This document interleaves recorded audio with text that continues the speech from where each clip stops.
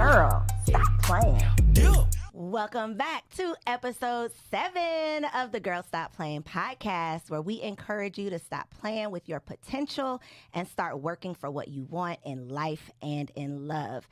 Who better to help you work for what you want in love than a couple who's been married for over 30 years, together 40 years, married 850 couples, counseled thousands of couples, literally helping us save our marriages before they even get started. Welcome to the show, Michael and Lorraine Forrester.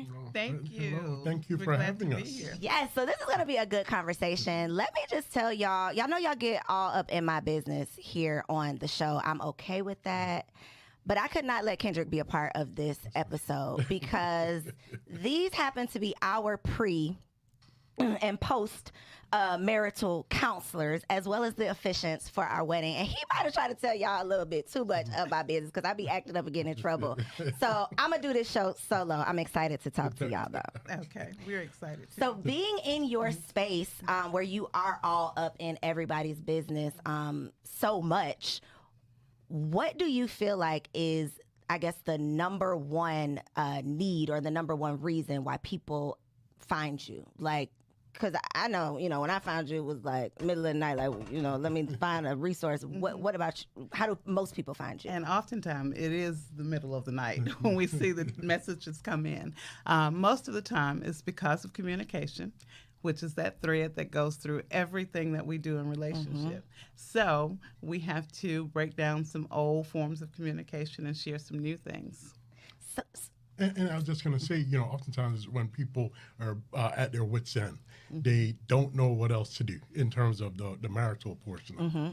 That, they just trying to grab at straws, trying to see what resource that they can, pull, in order to be able to possibly save their marriage. And so before we get too deep in the conversation, how do you all define premarital counseling? Because I kind of feel like it's a thing that people just know about, but there might be someone watching who isn't familiar with the concept.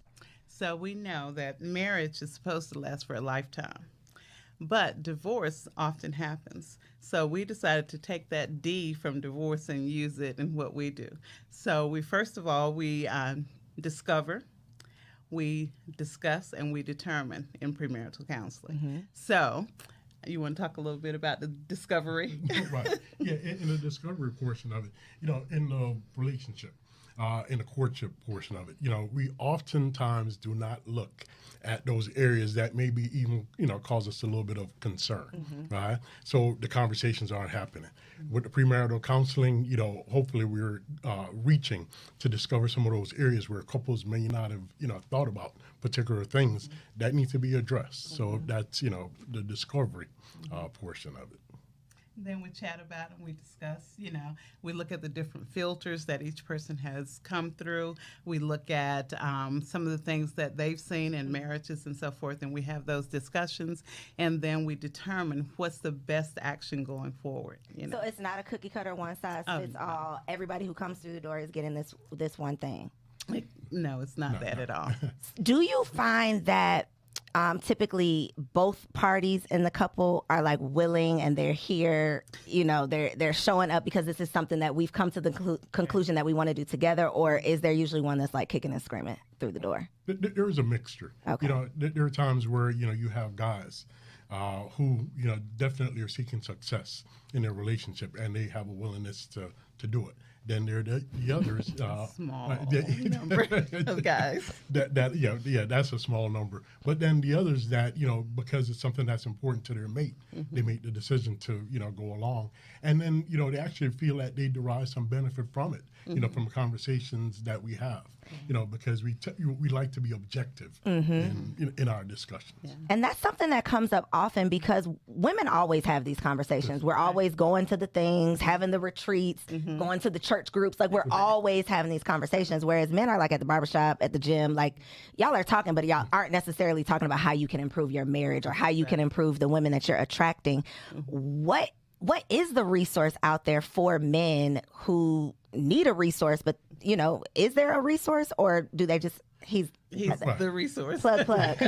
Yeah, I often do man-to-man sessions, with guys, whether you're married or single, people who are teens, people who are just seeking to, have some self-improvement, or even just having an outlet. Right. Because a lot of times even with regular therapy, a lot of times we get to the point where we realize like we're hitting a brick wall because we've done what we can do with what we have. Like you can only get yourself so far, and at some point you need someone outside of you, someone who can be objective and can see the things that you can't always see. Right. But that's not necessarily the most comfortable thing. In the Black community, there's a whole stigma with, you got to be crazy to go to therapy and ask for help and talk to people and telling your business and all of the things.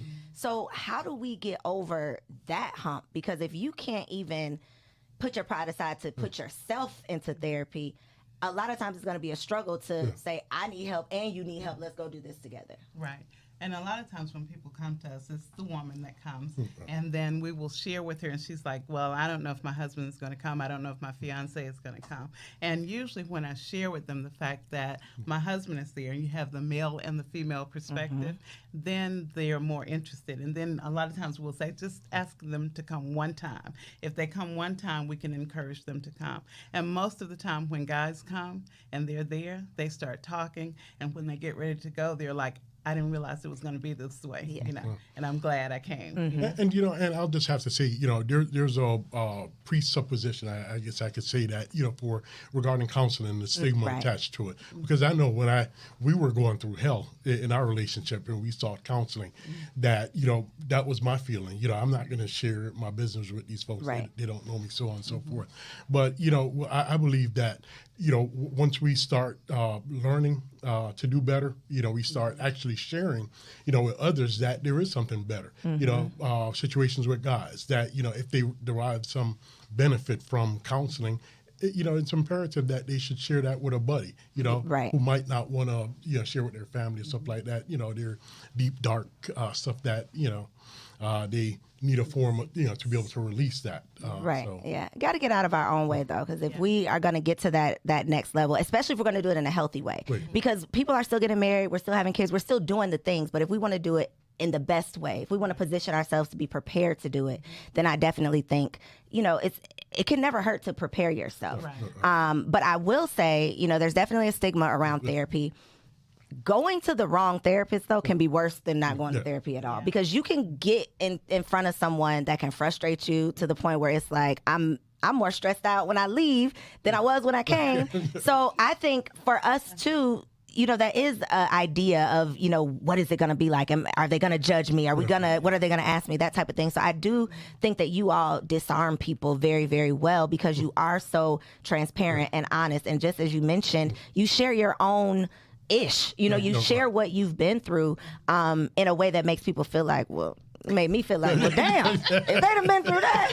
I think I literally I had problems. I pressed mute and was like, well, damn, baby, if they'd have been through this, we gonna be all right. We gonna be all right. But it disarms you, because it's like, there's not that there's nothing. I don't want to try to put y'all business out there like that, but I felt like, well, we could tell them anything that we've been through, and they not only they won't judge me, but they can help us because they've experienced something similar. And I think a lot of times with coaches or therapists or teachers, you're talking like over people's heads. And people aren't comfortable because they don't feel like you can relate. Right. And that's one of the things that's been important for me, because I know one of the struggles that I had early when we were going through, it was holding on to my stuff, right? Not being transparent, being in bondage. And I just have to say, once I put it out there, it did not matter to me who was judging me or anything like that. Hey, it is what it is. That's my truth. Hey, I'm working to better. So that's just it. I'm not ashamed of anything. A lot of work. So listen, if y'all ain't ashamed, a lot of work to do. We ain't even ashamed. They not even ashamed. So let's go on and let's get into.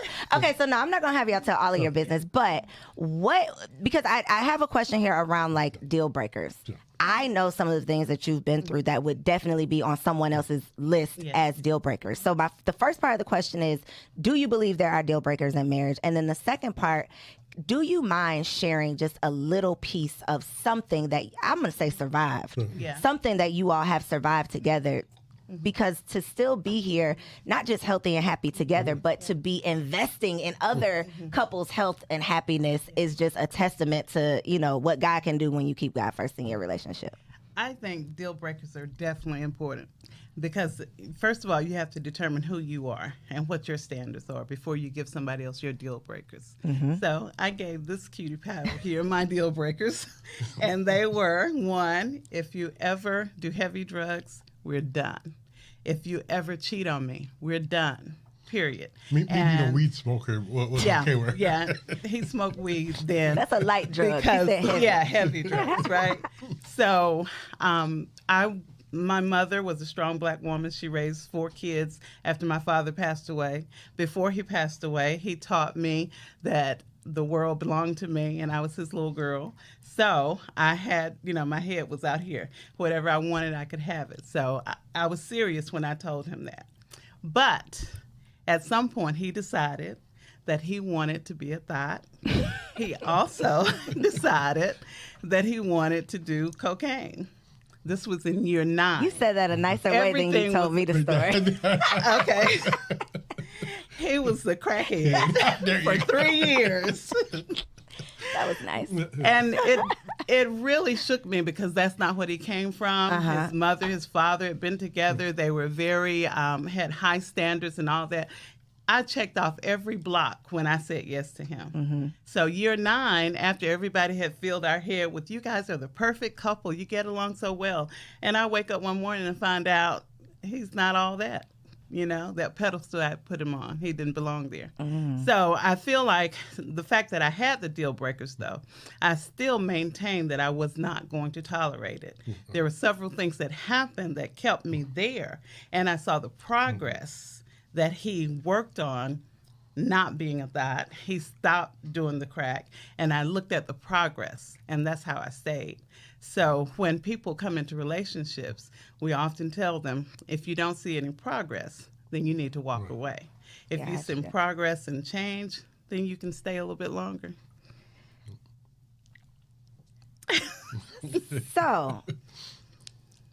So deal breakers are important. Is there, because in my mind, deal breaker means if you do it, the deal has been broken. Exactly. But the deal was not broken. So is there still some other higher level crime offense that's like, okay, but now that, no ma'am, like I'm out of here? Or how do you advise your couples, I guess? So I advise them to make sure, because nobody's perfect. You're going to encounter some things that you did not expect. Some people will say my deal breaker is that he put his mother before me and I'm not going to tolerate that in marriage. Well, you say that when you first get married and you mean it, but 10 years into the marriage, when you have had a pretty good run so far but now something changes, do you just walk away? Maybe you do, maybe you don't. So we definitely counsel couples sometimes that maybe divorce is your only option. So, and if there's abuse and there's adultery, abandonment, those are things that you have to determine whether or not you can handle it. Abuse, adultery, abandonment. Yeah. Okay. And with abuse, we say whether you're going to stay or not, you need to get to a safe place before you make such a decision to stay. You should not stay in the same environment. You can move apart, get some counseling for 6 months to a year or more, and then you decide to come back together. Gotcha. That's for abuse. Did you want to add something?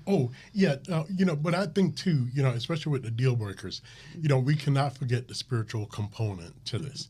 We're spiritual beings going through this human experience. Right? And it's important that, before we make any decisions, especially, when it comes to calling it quits and just, moving forward, what is God saying to us about this decision that I'm making? Yeah. So I'm not going to lie. I'm a little nervous when you say that you could be doing all good and then 10 years in you wake up and he's a crackhead. No offense. Hey, but how do you avoid this? Is there a way to avoid it, or is that just life? Yeah. Like people change. And that higher power, I think, plays a big part in that. For me, I was done. I'd never seen that in my family, thank God, and I had not planned to see it in my home. But initially, Coriel, I got pregnant Haven't been pregnant in 7 years, and all of a sudden I'm pregnant. So I said, okay, I'll stay a little bit longer, see if I can work it out. Then after the pregnancy, a couple of other things happened like that, that I knew it was God telling me, be still, just wait. But that's not everybody's story. So when somebody comes to us and tells us that they're dealing with those things, we give them the truth. You know, chances are this is not going to work out as well as ours did unless you continue. Both of you continue with a relationship with God and know what He wants, what God wants you to do. So I think that comes up a lot. No. I think that comes up a lot too when and I'm going to say the woman just because I'm assuming this is how it typically is, but the woman feels like I'm doing all the things, I'm going to the therapy, I'm reading the books, I'm doing the things, and then you're not pulling your weight. What do you do in that situation? Is that because the lack of effort means lack of interest, right? Like, how do you gauge that? Well, I'm sure you know. You probably can get your husband to do anything you want him to do if you try, right? Most of the time, men are not that difficult to encourage to do better. We just have to get past our pride in terms of what we will do. Because I went from calling him a crackhead to calling him a mighty man of God, a warrior, even before he was acting that way. And that was some of the transition, my encouragement, my belief in him. And a lot of times that will help the man to make some changes. And of course, there are a lot more details to that. Do you have advice on when a woman should, or how a woman could recognize, like, this man is just wasting my time? Or does it come down to seeing the progress? It does come down to seeing the progress. You know, if there is no effort being made, surely, the woman has a responsibility to, do the best that she can, all that she could do, right? But there comes a point at times where, and it comes to what is God telling you, right?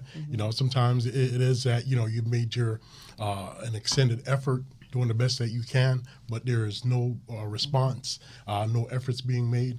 And that in itself really is abandonment if there's no willingness, to add to the relationship. It might just be time to call it quits. Call it quits. So you mentioned a couple things that I want to just point out, because we often talk about, like, relationship issues stemming from, you got daddy issues, you grew up in a single parent home, which can definitely have a negative effect on your future relationships. Right. But on the flip side of that, growing up in a 2-parent home that's not healthy can definitely have a negative effect on your relationships. Yes. Growing up with a daddy that gives you the world, tells you can do no wrong, can have a negative effect on your relationship with the husband, right? Or even finding the man of your dreams, putting him on this pedestal of being the man of your dreams, and then, allowing that pedestal to cause you disappointment, that can cause, a negative effect on your relationship. So how can we provide positive experiences for our children without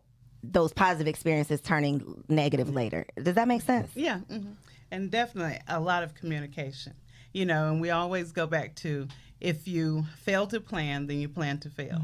So if you and your mate are on the same page, that you talk about some things in advance like we do in premarital counseling. Let's talk about the level of peace you want in your home. Let's think about what will happen if this happens one day. How are you going to handle it? Are you going to go in the room and close the door? Or are you just going to start yelling and screaming while the children are sitting there wondering what's going on with mom and dad? So we talk about some of those things in advance so you can make some decisions about how you handle them later.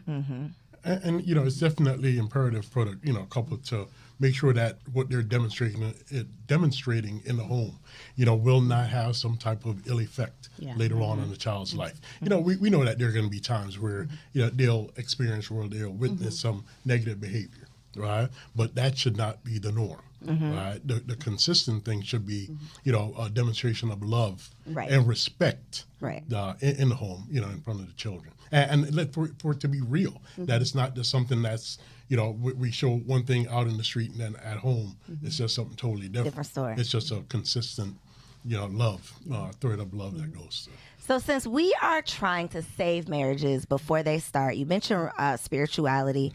What are some other, I guess, important conversations or some other things that we should take into consideration when we are, exploring a potential mate? what are some things that you've seen come up that you're like, well, y'all should probably talked about that, before y'all talk to us, y'all should have talked about that. What are some of those things that people could be talking about to avoid some of the stuff later? Yeah, definitely finances. That's something that couples don't always talk about up front. I don't want to know your business. I don't want to get in your business and all of that. But you're going to be spending your life together. So you might as well accept the reality that your business is my business. Right. And if your mate doesn't want to talk about those finances, maybe that's a red flag, So you have to really consider that. Being open and honest is what it takes to have longevity in your relationship. Yeah. And a willingness really, to have that transparency in your relationship. If you have someone who is, maybe somewhat secretive about, their past experiences and, all these different things, that would really, require some consideration. Yeah. Do I really want to, be involved in a relationship with this this. person? And sex is definitely a topic that needs to be talked about. Right. And prior to expectations. The expectations in the relationship, a lot of times we have different expectations. A lot of times guys will come to us and say, before we got married, it was off the hook. Then we got married, all of a sudden she doesn't want to do it anymore. And sometimes we have the same thing from women. He was there all the time. Now he hardly even looks at me. So now we talk about those things in advance so that when that happens, you have some go-to methods.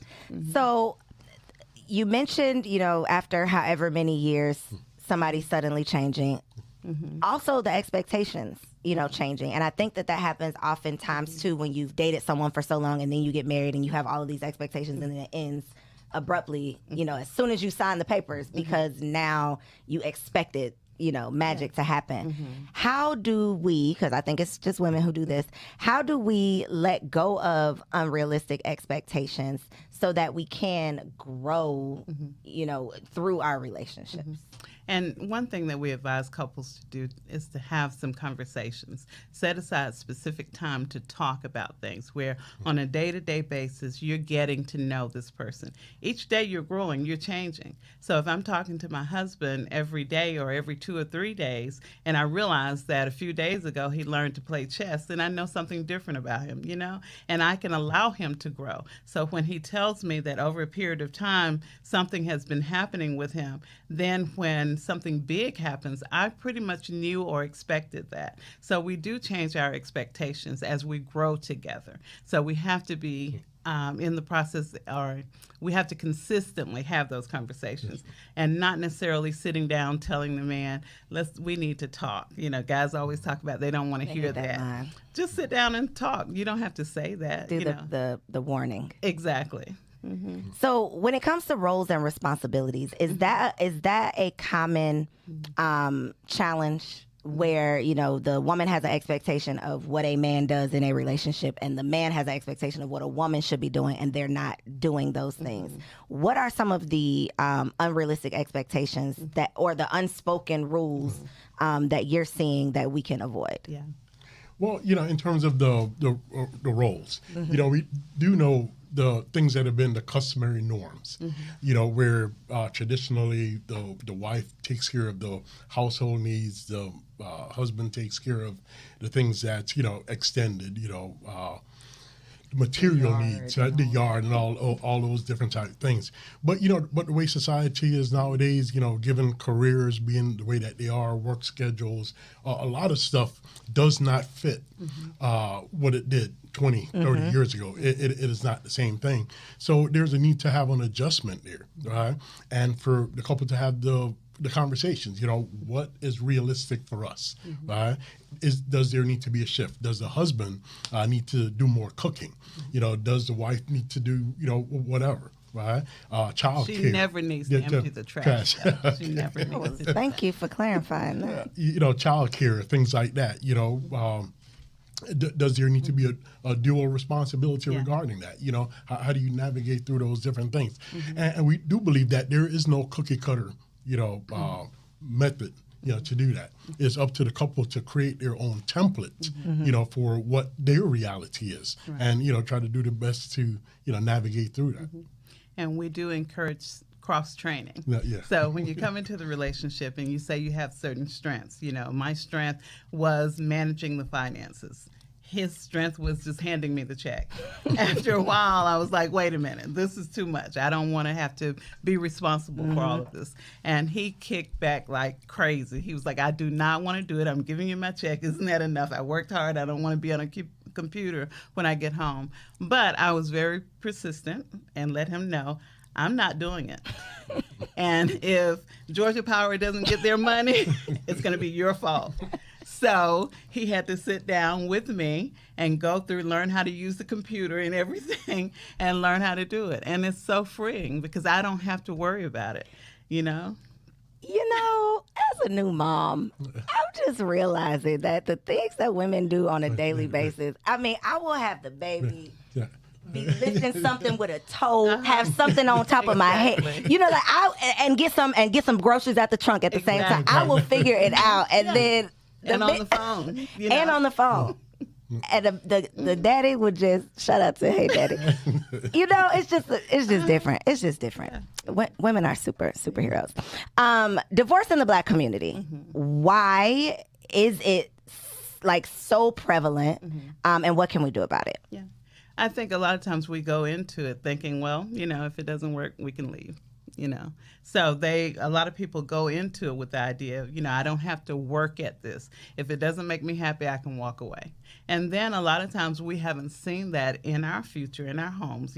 Mom and dad were not together, and then grandma and granddad wasn't together. A lot of our couples will say, my family was just a lot of women, and that's one of the reasons we're doing the same things that the generations before us did, and then we know that goes back to when they needed government assistance. Men had to be outside the home. Exactly. So now, though, we are seeing a change in that, where Black couples are really working hard at loving each other more.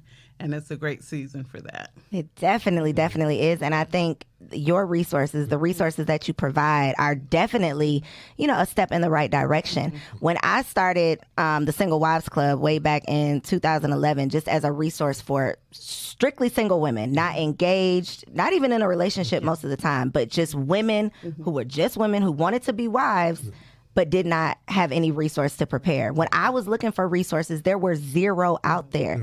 And the idea that in America, we prepare for everything else. We take a class for everything else. We get a certification, we get licenses, we spend money, we do all of the things.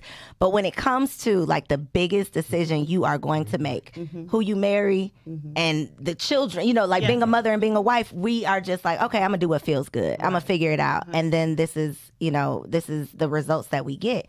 And like you mentioned, so many other women have similar stories to mine where they come from a family of women. And I'm no scientist, but I don't think women can reproduce with women. I know they're doing some strange things these days, but I don't think they're working on it. But I don't think that's a thing just yet. Yeah. So we're still having sex, right? Sex hasn't stopped, but marriage is like non-existent. Nobody has, is showing up with anybody but a baby, and that just was not going to be my story. But I knew that if I wanted something different, I was going to have to do something different. So as crazy as it seemed back then, I saw something different from myself. And I think it's so important to have these conversations, so important to see examples that look like us of people who can do it, who are figuring it out, who are not trying to pretend like they're perfect, who are saying, look, it's been rocky, it's been rough, we figuring this thing out, come along with us and let us show you how to do it too. So definitely a needed resource. And the thing that I think is good, like now, we're seeing more and more where, couples are, open to, do things the right way, right? To fight for their relationships. We know that there's in the past, we've had grandma and grandpa and mama, auntie, or whatever, who just kind of stayed in a relationship, even though it was dysfunctional, right? And that was sufficient. But what we're seeing now is, really that people, that's no longer acceptable for a lot of people. That if they're going to be in a relationship, they're going to try to do it the right way. And, we're seeing more and more examples of that, popping up. And I think, as that continues, us as a people will, be encouraged by that and continue to try to do things the right way instead of just being settled in a relationship, in a marriage. I have to also ask you this. This wasn't on my notes, but I feel like it's such a hot question around staying for the kids. What is your advice? Does it matter how old the children are? Does it matter what the challenge is that you're working through? Like, what's your advice when someone comes to you and they say, we're going through X, Y, and Z, but I just had a baby. You know, we're going through X, Y, and Z, but we have 4 children. What role do the kids play in keeping the relationship together? And the reality is they can play a very important role. And it is okay to stay for the kids some days. You know, if that's what holds you there to do the work that day, then it's okay. But if you're just going to argue, fuss, and fight with the kids there, you might as well leave. We have grown people come to our offices who are in their 30s and 40s, and they're saying, you know, I'm really messed up. My mom and dad should have divorced a long time ago, you know? And then we have those who come in there crying because their mother and father just got a divorce, and here it is, they're 20 years old, you know? So we have to, you know, look at each situation, but definitely some days you can stay for the kids, but the work should be happening. If the work is not happening, then you and the kids need to go or let the kids stay there or whatever. But the two of you don't need to be in the same household if it's toxic. Because a toxic example is worse than no example. Yes, exactly. Definitely. So last question, is there, I mean, I know there's a such thing, I don't know if there's a such thing as post-marital counseling, but I know we done had some sessions post-marriage. Yeah. So I know you offer it as a resource, but is that a thing? Because as much as, I mean, you get like a discount or the state gives you something for taking premarital counseling. Like there's a benefit to doing it pre-marriage. But in my opinion, this is like a maintenance thing. Like I don't want to call y'all because I need you. I want to continuously have these conversations so that we don't ever need you. Right. But is that a thing? Like, are people coming to see you before they need you, or are they waiting until 5 o'clock in the morning and they mad? Right. Some of those. And then we have those who come for maintenance. You know, we have some that are on our calendar every month, whether something happens or not. They're there. And then we have those who schedule every quarter, whether something happens or not, they're there. And those are the ones who are most successful. We can look back at couples that we counseled 20 years ago who are still together, raising children. They're enjoying each other. And yes, I got some of those phone calls, you know, like one person, you know, she calls and she's like, I don't know what's going on. He is crazy, you know. And I'm like, and we've gotten video calls, you know, look at him right now. See what she's doing. See, did you hear what she said? I'm like, okay, did I give you my number, you know, at 2 o'clock in the morning? But, you know, definitely it's a good thing to have someone to reach out to, because if you don't do the counseling, then you're going to talk to your girlfriend. Right. You're going to reach out to somebody. You're going to talk to mom and them. You're going to talk to your boys. And chances are they're not in the same space you are, you know. Chances are they ain't in the same bed you are, so you need to keep them out of your business. Because tomorrow we're going to be back in this bed, and I'm over it. Yeah. Literally, I'm over it. And then my family's still mad at you. And guess what? Exactly. I'm over it. Right. You know, and then it's literally a whole thing. Yeah. So I know that is probably a big conversation. We've had that conversation, just preventative. But I know that's a big thing that you all often, you know, talk about as well. So definitely something people can avoid. Just like, you know, we go to the doctor for a checkup, you know, why not a marital checkup? You know, and just, you know, keep things fine-tuned and running, you know, like they should. Yes. Listen, and ladies, Miss Lorraine here is not going to let you off the hook, okay? Because the sex conversation is coming up, and she ain't playing no game. So, not at all. Let the ladies and gentlemen, it's going to be some men that's going to be beating down your door, too. Listen, last week we had the wife coach. Before I got home, a man had signed his wife up for her challenge. So I know it's going to be some men reaching out to y'all, but let them know where they can find you on social media and online. Okay, so on social media, they can find us on Instagram at arm_Michael and Lorraine. They can find us on Facebook, A Relationship Ministry. That's what the ARM is, the acronym for A Relationship Ministry. And where else are we? That's the main two places. And our website, definitely, arelationshipministry.com. And I'm going to make it easy for you all. I'll make sure that I link all of their information below. I'm also going to be linking below www.koeswaitlist.com. That's KOES waitlist.com, because tomorrow I'm opening up registration for my 5-day Make More Money Challenge. I'm all about helping y'all make the money and get the honey. So tap in, koeswaitlist.com. It's going down April 10th through 14th. Thank y'all so much for tuning in to another episode. And if you have not subscribed, commented below, and liked this episode, girl, stop playing. Peace out. See you next week. Girl, hey, I hope you enjoyed that video. This channel is all about encouraging you to stop playing with your potential and start working for what you want in life and in love. So make sure you hit that subscribe button so that you'll be notified when the next video drops. And comment below and let me know what you want to see on the next video. Peace out.